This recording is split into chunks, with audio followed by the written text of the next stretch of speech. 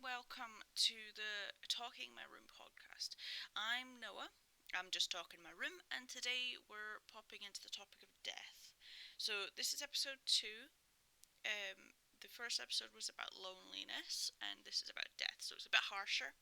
Today we're going to be actually talking about death, war, and popping into the topic of infant mortality.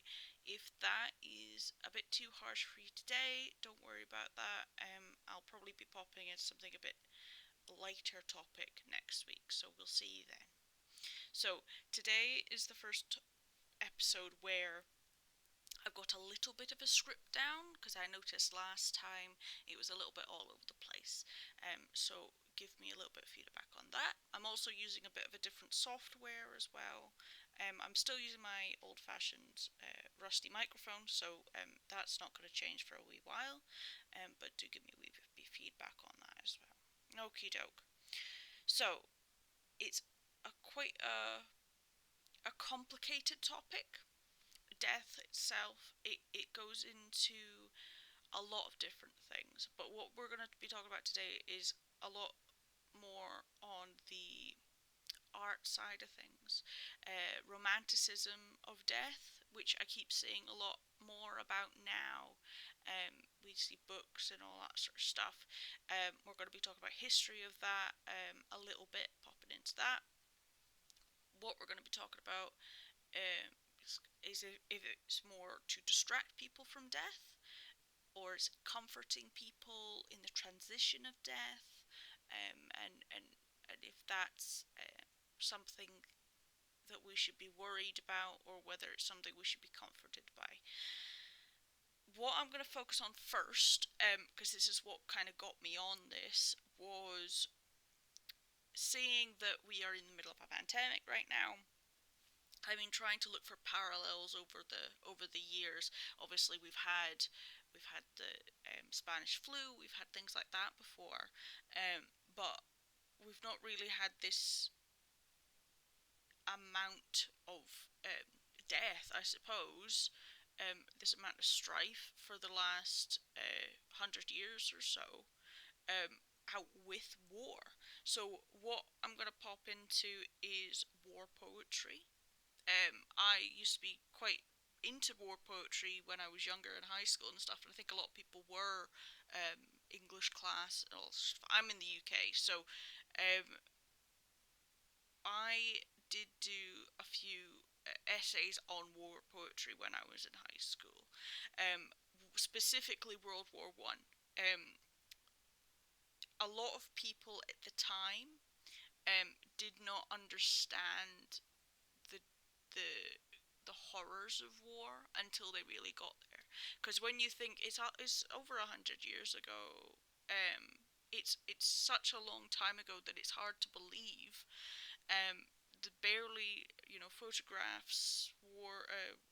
You do see the sort of stuff like that, but it's hard to understand how far apart the world was at that time. You didn't have like instant messaging. You didn't have like people putting stuff on the internet or anything. Obviously back then, so you didn't get a lot of news. You got the news a couple, like maybe a week later, a couple days later. Like you had to physically like transfer everything over. People had to, you know, find ways of finding out this information. You didn't really get that sort of stuff. So a lot of people who were poets previous to the war, and the two people I'm going to talk about today, they were quite academic. So they weren't part of the army before the war because they were drafted, and a lot of people were drafted not having any access to the war sort of stuff beforehand. So we're going to be talking about that sort of stuff, the unprecedentedness of it, and how there's two ways of looking at war poetry. There's two types. I'm just broad, but broadly, there's two types of war poetry. Um, what we're going to be talking about a little bit is, let me see. We've got Wilfred Owen's 1917 poem, Dulce et decorum est. Do not cut me to that explanation of it. Um, this is a poem that I read directly from a textbook when I was in school. It's quite horrid. Um, he was a very young man when he wrote this poem. He was only about 24 years old, and only a year later he died in the war. He was quite a bright young man. He was to go on to do great things, as they would say, but they said that a lot to a lot of people as well. So this is one of these things that they you would either keep secret or you would blast all over the place. Now, media back then, I've looked into this a little bit, but it's kind of hard to tell. Forethought is a wonderful thing, but what they would usually do paper wise in newspapers and stuff, they tend to hype up the war as this is for our freedom. This is a great thing. Our boys are doing a great thing off into the country. They're saving the whatever.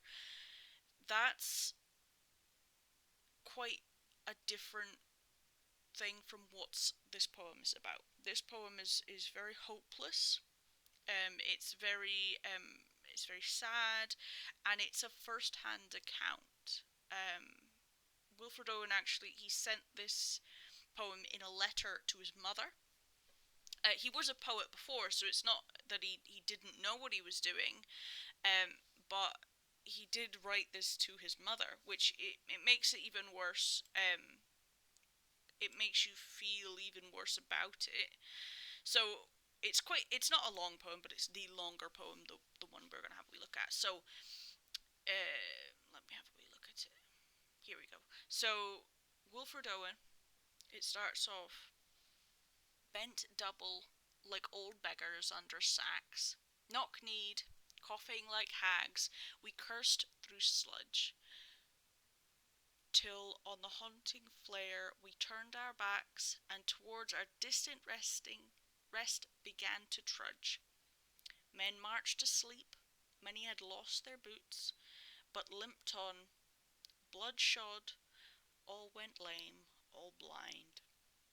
Drunk with fatigue, deaf even to the hoots of gas shells dropping softly behind. Gas, gas, quick boys, all ecstasy of fumbling. Fitting the clumsy helmets just in time, but someone still was yelling out and stumbling, and floundering like a man on fire, in fire or line, dim through the misty panes and thick green light, as under a green sea I saw him drowning. In all my dreams, before my helpless sight, he plunged at me, guttering, choking, drowning. If in some smothering dreams you too could pace behind the wagon that we flung him in, and watch that with white eyes writhing in his face, his hanging face like a devil sick of sin, if you could hear at every jolt the blood come gargling from the fourth corrupted lungs, obscene as cancer, bitter as cud, of vile, incurable sores and innocent tongues. My friend, you would not tell which is high zest to children, ardent for some desperate glory, the old lie, dulce et decorum est pro patria more. Now, that is almost stuck in my head since the first time I read it. It's horrible. And knowing that it's a first-hand account of the horrors of war does make it even worse. I don't need to pop into what each line is about. Most people will know, and there's a lot better people to look into that if you want to have a look into that more. But the last line specifically is Latin. You pop it around, you see it sometimes, or you used to see it a lot more in war poetry, and you used to see it a lot more when you're talking about the wars. Dulce et decorum est pro patria mori. It means it is sweet and fitting to die for one's country. Now, a lot of people still think like this, that if you're fighting the good fight and whatever, that it's it's better for you to die and have killed people or whatever than to not do anything and let the war rage on. It's a touchy subject for a lot of people, I would think. But knowing that Wilfred Owen did die a year later in war on the front line, he died in France on the front line in the trenches. As far as I could find, that's how that ended, which is sad. Um, it's quite horrifying to know. And the First World War was a lot harder for people coming back. There wasn't. It was unprecedented in the way that nobody knew what would happen. Um, a lot of people came back with PTSD, which hadn't really been pointed out to people before. No one really understood what that was. They called it shell shock for many years.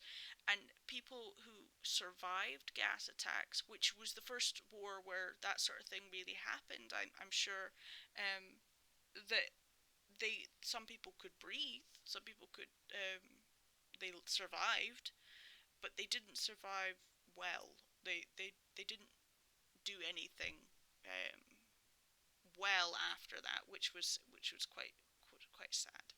Um, so I don't know. You I would usually recommend people who have the whole glories of war to read this. You can see a lot of children nowadays, they'll play games and whatever. We're not going into the topic of that, but they'll watch war movies. They'll be quite excited to go and fight and shoot guns and whatever. I do think it's a lot more needed now for people to have a wee look at war poetry just now. So, the second poem we're going to have a wee look at now is Rupert Brooke. I think that's how you say it, Rupert Brooke. He was also a war poet. He was. I couldn't find if he was on the front line or not, but I do know that he also died 1 year after writing this poem in 1915. So this is slightly before the time of Wilfred Owens. So this is a more positive look on the war.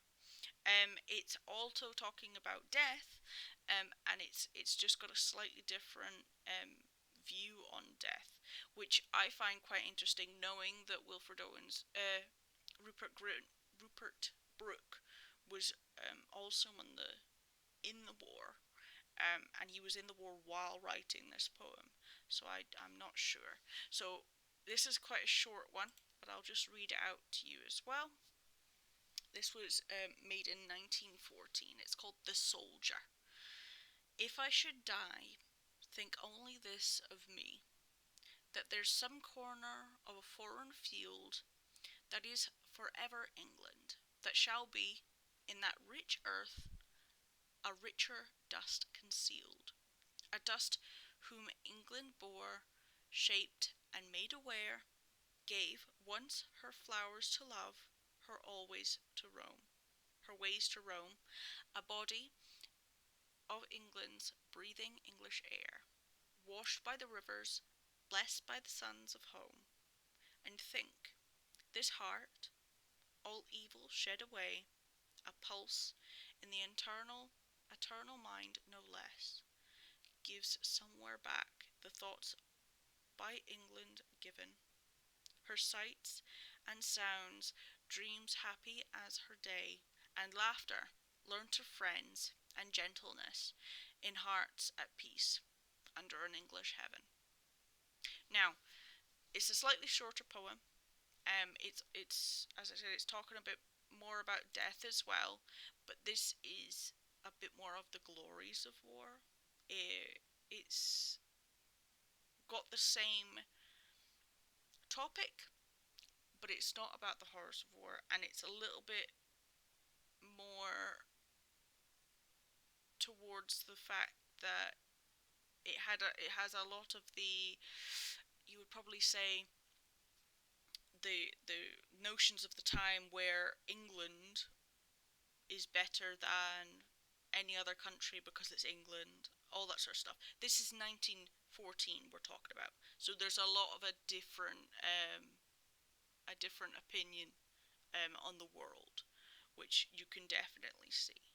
Now, I couldn't find anything other than kind of poetry and other people's words and stuff on this topic, but just looking at these poems separately, you could argue, that Owens and Brooke had completely opposite views on war.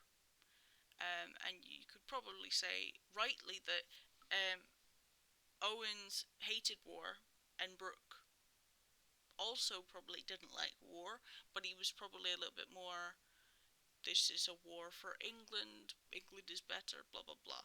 I'm not saying that, I'm just saying that you could probably look at them as two differing opinions on war. So, I think talking about being scared of death and being comforted by death, you could see maybe Owens was fearing of death, as he would rightly be in a situation where you're seeing people die all around you constantly. It's fairly terrifying, and Brooke may be seeing not as much. I could not find exactly where he was stationed, but if he was maybe hearing more of like, oh, he did this, and so he fought for his country and he died saving blah blah blah, maybe he felt a little bit different about death, maybe felt a bit more comforted by it. So, on the topic of art, popping past the poem side of things, I'm going to talk a little bit about paintings and stuff. So, art is often used to bring comfort, and it's also used to like the release of fear, anxiety over death, and even just pain. To lose yourself in just actually doing art itself, is often used to help um, recover from horrible things, um, and grief and things like that. So history itself, you can see quite often, going way back, morbid art, or art depicting death and depicting death itself, the Grim Reaper. It goes quite far back. I was going to talk about the depictions of death himself, herself, whoever, itself. Sometimes you'll see Grim Reaper um, on like a boat, over the river Styx. That goes into a whole different mythology. Sometimes you'll see death as a big black cloak with a scythe, just kind of pulling you along to your demise. And sometimes in art, you'll just see a big blinding light, and it could be an angel coming to bring you up to heaven or wherever, or it could just be a blinding light. It goes into a whole different mythology in that aspect of things. So, what I was going to talk about, is in pre-modern times, you've got higher infant mortality. Um, it's it's it's obvious now, looking back, the problems that were with hospitals and all that sort of stuff. But even if it's expected, more or less, you're gonna have a lot of people in pain over the death of a child. And even if you have 7 kids and only 3 of them die, you've still got 3 dead children. You know, you're going to be very sad over that, obviously. So a lot of paintings around the turn of some children are. A lot of children are dying. A lot of children are dying even in richer households. You'll see a lot of um, more comforting um, depictions of death, whether it's to do with faith or reincarnation or whatever. It's used to help with the grief. Now, the painting specifically I'm thinking about is, and don't hurt me about the depiction, the pronunciation of this. It's Janis Rosenthal. I think he's Czech. He painted this painting in 1897, 100 years before I was born. It's a bit of a soft picture of death. It's this. I think it's a woman depicted as death in a white shroud. She is there in a field. The mother's holding a child, looks quite young, a baby, quite young, who's maybe sleeping, and the mother is trying to help the child, and Death just leans over the baby and kisses it on the forehead. Now, this is a lot more comforting for a number of reasons, but you do see Death depicted as a woman a little bit more when it's going for infant mortality. And I think that's more to kind of show off, like, how the baby can be looked after in heaven or wherever. And this goes into um, religion and all this sort of stuff. I'm not going to pop into religion just now, but I think a lot of people were worried for the mothers and worried for the future children of the mothers once a child had died, and it still is a little bit now of the way of, if a child dies it's the mother's fault, which is not true. It's never true. To do with infant mortality. So if you were to see the exact same painting with a depiction of death with a bony face, because this one is just a person. It just looks like a person. It's not got skull bones. It's not got no scythe in sight. It's a bit of an odd depiction of death nowadays, because that's all you tend to see is the kind of cartoonish version of death. If you were to see it in that way, it would be a completely different painting. It would be scary. Um, it would almost be that you would think, oh well, maybe it's a punishment that this child's dying. Maybe the child has done something, and so it's been taken off to hell or wherever. You don't know. So this completely different view of death, this softer version, I would say, softer version of death, is something you would probably feel a little bit more comforted by. If your child had died, you'd hope that that would be what would happen rather than the whole skull, crossbones, whatever kind of version of death, or even the whole River Styx version of death. It's a whole different depiction. Going over a bit more modern now, I'm going to pop over to modern practices.